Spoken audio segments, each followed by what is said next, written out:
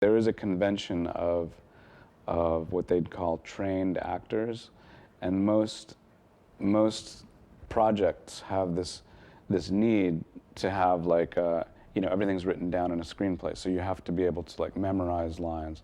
You have to be able to repeat lines and make them sound as if you're not doing lines. You have to like synthesize the lines, know them so well, and be able to like pretend like you're not reciting lines. And that's a difficult thing just for an ordinary teenager. But in our project, we had nothing written down. Yeah, I think that the documentary aspect is partly due to the way that we're shooting it. I mean, we're sort of big fans of certain types of documentary filmmakers. I guess Harris, the cinematographer, and I, we find ourselves talking about Frederick Weissman.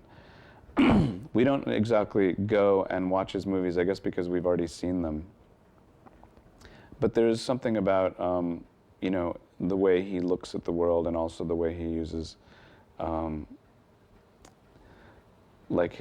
focuses his attention and allows people just to be themselves.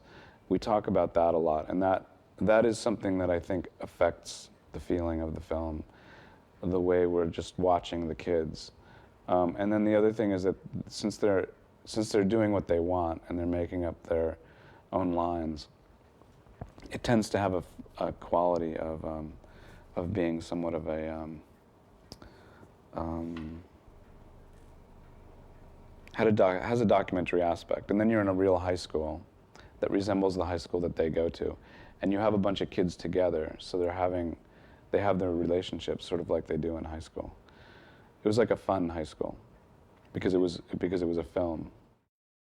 My idea was to just look at the very last moments, and not look at the leading up to the moments, but the very last hour, and also accompanying that last hour was like the last day in the lives of the two killers, and just see what was sort of in their environment, and having the small amounts of information within their environment be things that get you thinking about the actual event as a viewer. If we were positive about reasons why we thought this happened specifically, that we'd probably have put them in, but it was always so elusive exactly why, that it's almost like it could be the weather, and so we show like the clouds, and it could be, madness, so we show him holding his head, and it could be all these different, the video games that they're playing. It could be,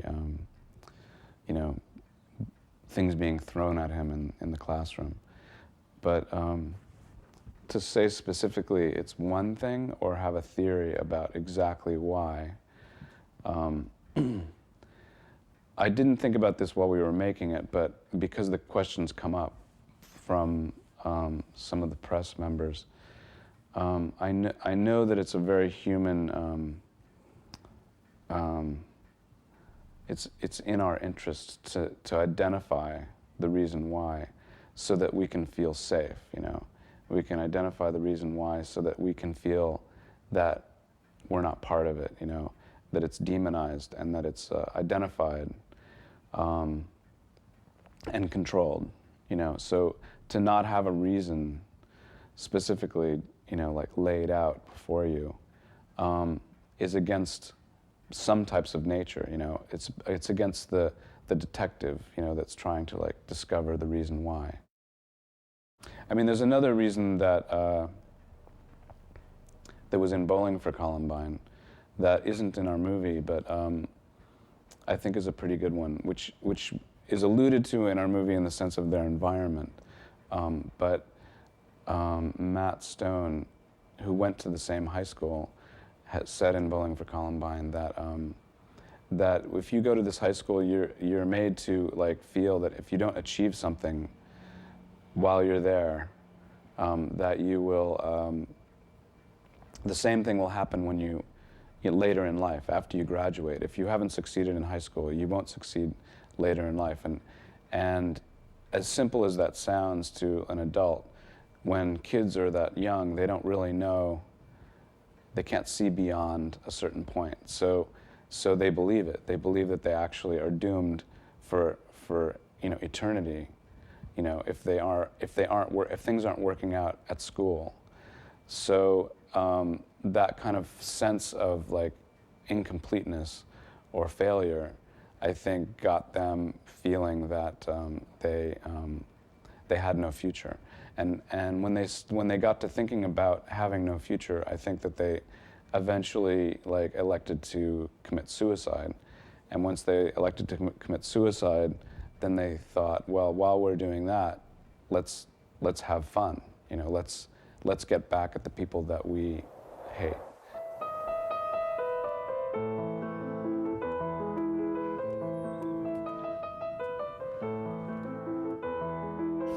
Ecstatic.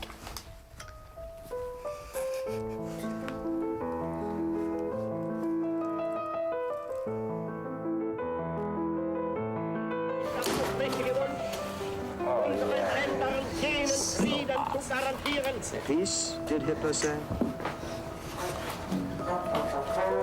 In Austria.